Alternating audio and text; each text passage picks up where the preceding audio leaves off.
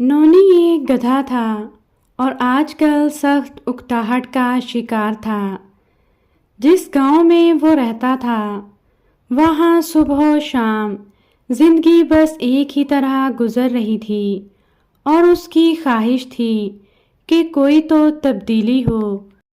ایک دن وہ گائے سے کہنے لگا، میں جنگل میں جا رہا ہوں، شاید وہاں کچھ نیا مل جائے۔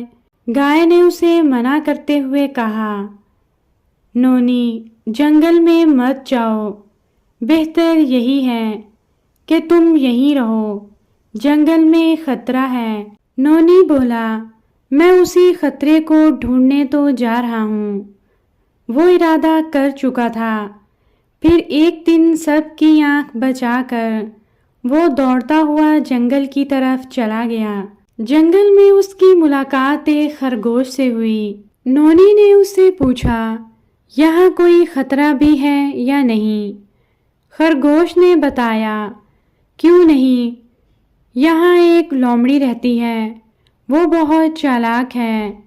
گدھے نے کان کھڑے کیے اور بولا، میں نہیں ڈرتا، میں اسے ملنا چاہوں گا۔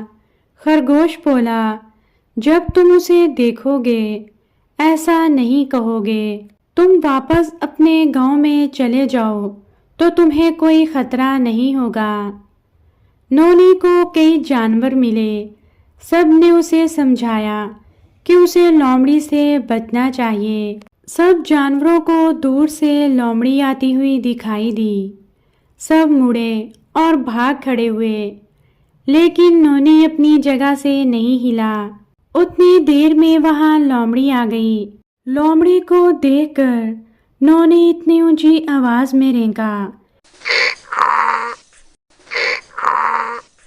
کہ پورا جنگل سر پر اٹھا لیا۔